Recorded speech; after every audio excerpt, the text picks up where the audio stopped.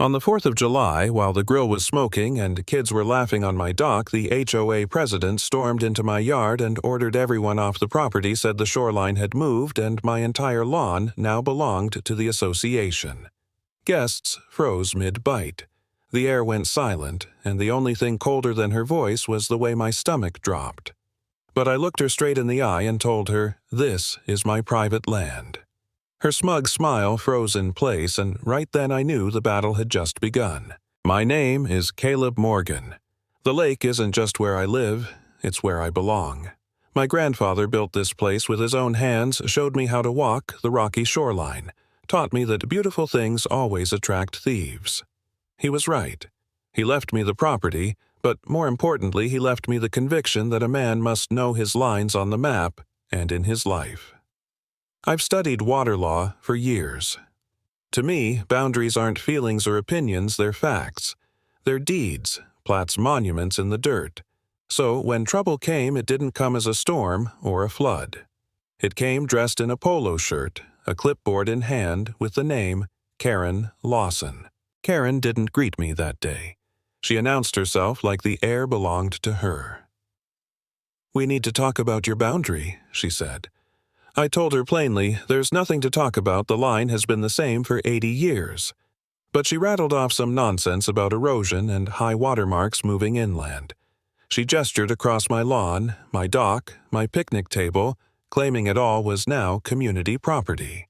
She ordered kids out of the water, told families to pack up.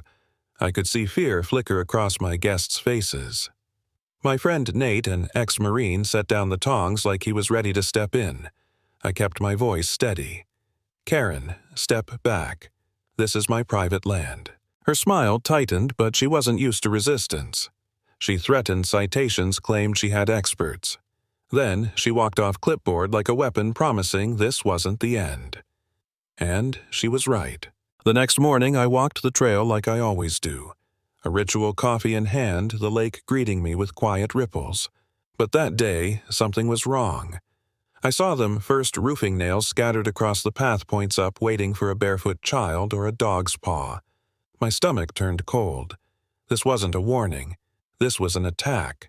Down at the dock, the smell hit me bleach. Someone had doused the wood streaks etched into the boards, making them slick and ugly. It was vandalism, it was pollution, and it was personal. And above it all, a drone buzzed, camera pointed right at me, hovering like a vulture. I filmed it, time-stamped it. I knew what this was: intimidation. For a moment I stood there, nails in a plastic bag, bleach staining my dock drone footage saved on my phone. And I felt the weight of it all pressing down. Maybe I was the crazy one fighting an HOA president with a taste for power and a board behind her. Maybe I should back down, let it go, keep my peace. For a second, I honestly thought about giving up. But then I saw it, a shiny new survey pin hammered into the dirt near the shoreline, bright orange cap catching the sun. I knew every marker on this land. This one didn't belong. My grandfather had shown me the true monuments: the iron axle by the oak tree, the granite post across the cove.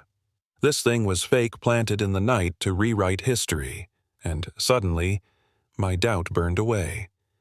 I wasn't crazy. They were committing fraud. That's when I called Dana Ruiz, the county game warden, and my old family friend Evan Pike, a licensed surveyor. Dana's eyes hardened when she saw the bleach damage. Evan examined the fake pin, tapped the cap with disgust. "Amateur," he said.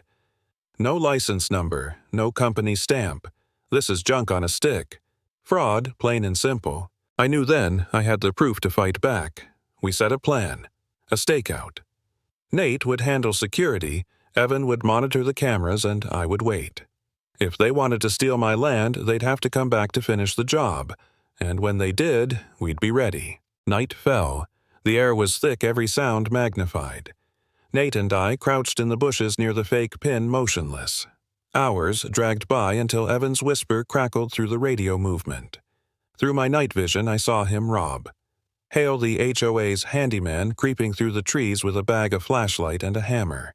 He tied string to the fake pin, stretching it across my yard toward my dock. He was about to carve a lie into the ground. We stepped out of the shadows, silent, deliberate.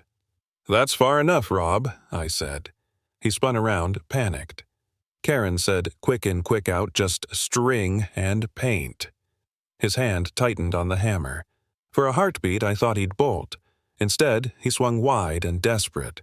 Nate moved like lightning, deflected his arm, twisted his wrist, and the hammer hit the dock with a clatter. In seconds, Rob was immobilized, gasping, humiliated. I dialed 911, calm as I could manage. "This is Caleb Morgan. I have a trespasser on my property detained. He attempted vandalism with a hammer. Send a deputy." Within minutes, the sheriff's cruisers pulled in, red and blue lights flashing against the trees. They cuffed Rob, logged the hammer, the spray paint, the yellow string, all evidence.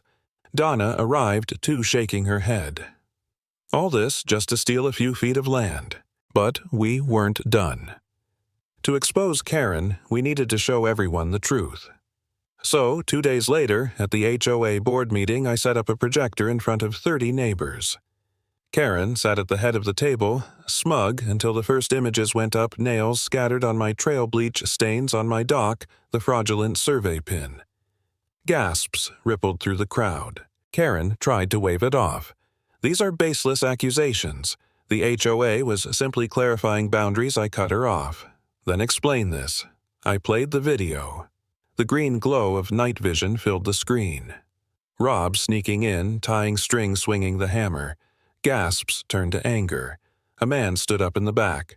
"That's my handyman. Karen. You told us he was checking for beetles." Murmurs spread, neighbors realizing their fees had funded this scheme. And then I showed the emails. Karen's own words instructing Rob to place the pin 10 feet from the waterline to claim avulsion. The room erupted. Board members stared at her in horror. Her empire of intimidation crumbled in minutes. She went pale, stammered about context and misunderstandings, but it was over. She had been caught exposed in front of the very people she ruled. The court case was swift.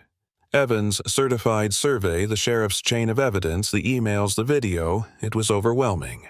Karen's lawyer tried to argue about interpretations of high watermarks, but the judge wasn't buying it. "Are you asking this court to believe your client coincidentally sent emails about a boundary project while her employee coincidentally trespassed with a fraudulent pin and a hammer?" she asked, cold as ice. The gavel came down hard. Judgment in my favor.